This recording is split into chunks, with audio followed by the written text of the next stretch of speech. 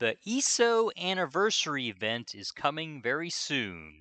Today, I'm going to talk about some tips on how to maximize your gains from the best event in ESO.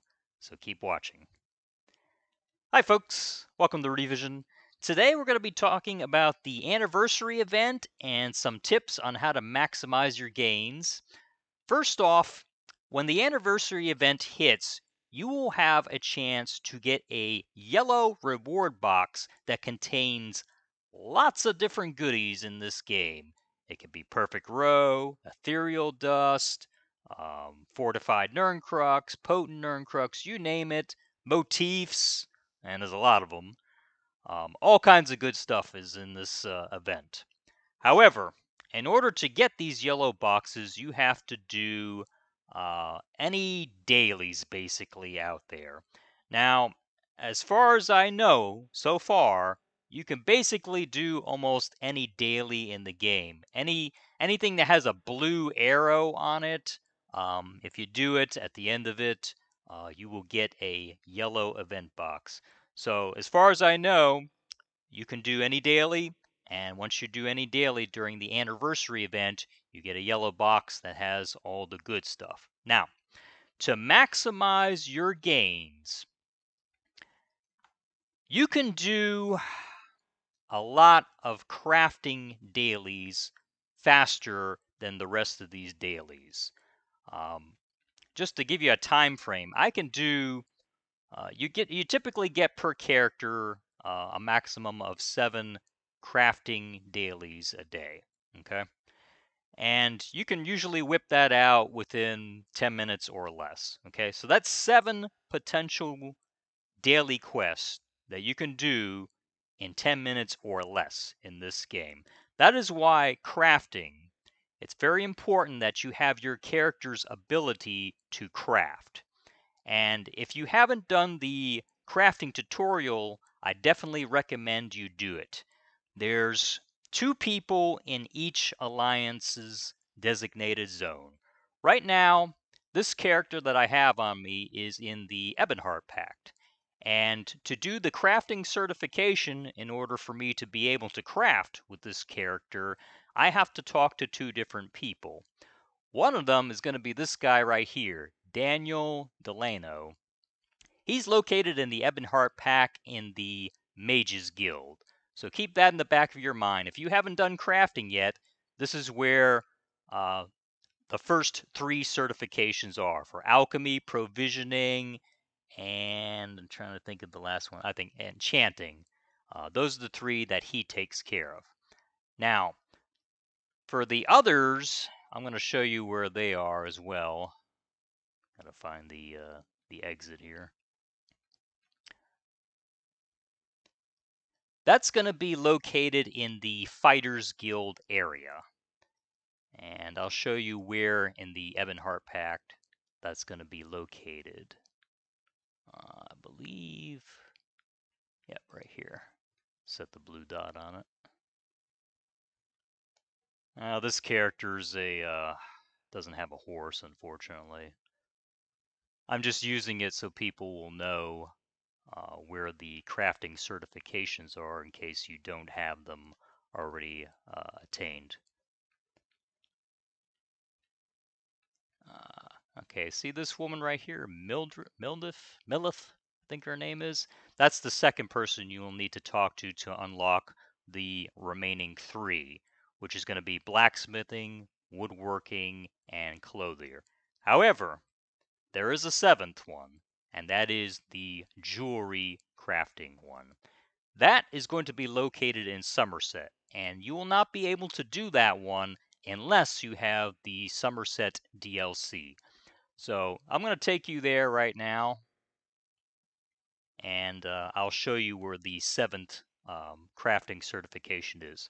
But while we're waiting, crafting is the #1 way to get your dailies done fast. You can whip them out. Like I said, you can do 7 of them in about 10 minutes or less on that.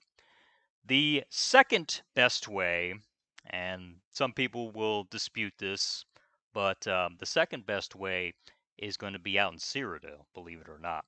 because there are a lot of town dailies out there. And there's a bunch of missions within the town that you can do and do that pretty quickly. However, I will say this, you have to worry about getting ganked and all that. So if you're a decent PvP player, or if you have a Nightblade and you can cruise in and out really fast to do these quests, definitely take your character out to Cyrodiil. I have a great video on the Mid-Year Mayhem event that shows you specifically. It talks about the town dailies out there and how to do the town dailies pretty quickly. It's called it's the Mid-Year Mayhem Farm video that I have up on my channel.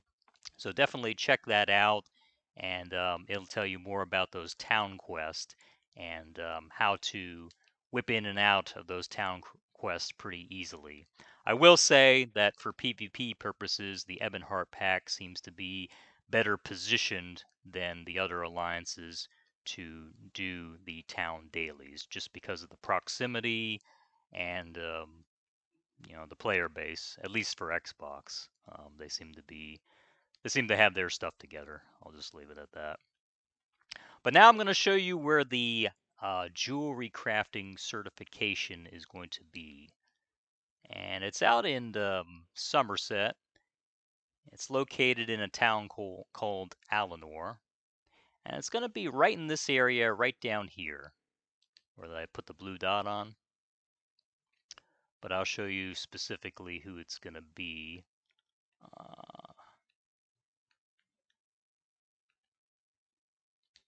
Let's see here.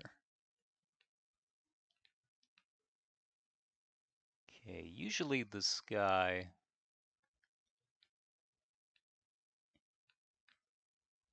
should be right over here. It may be that I need a prerequisite, or I'm just not quite in the right location here. But let's see if I can find it. I don't know if they moved the character recently or not. Let's see here. Maybe he didn't spawn in. Usually it's supposed to be down here. Well, yeah. Let's see if I missed it or not.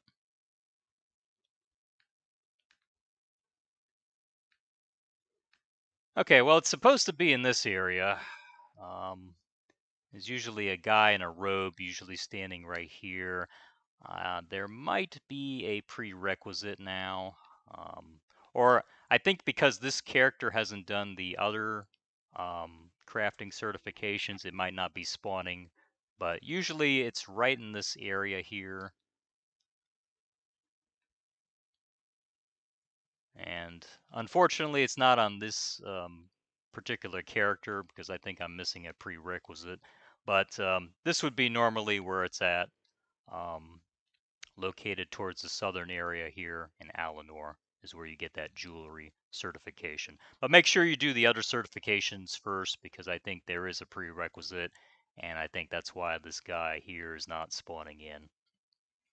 But anyways, crafting is the #1 way to do this efficiently and to get as many of those dailies completed as possible so that you can maximize your chances of getting as many yellow boxes as you can. So definitely do all the crafting certifications on as many characters as you can, and you will get a lot of yellow boxes, and then farm the Cyrodiil dailies as a secondary once you run out of the characters to craft with.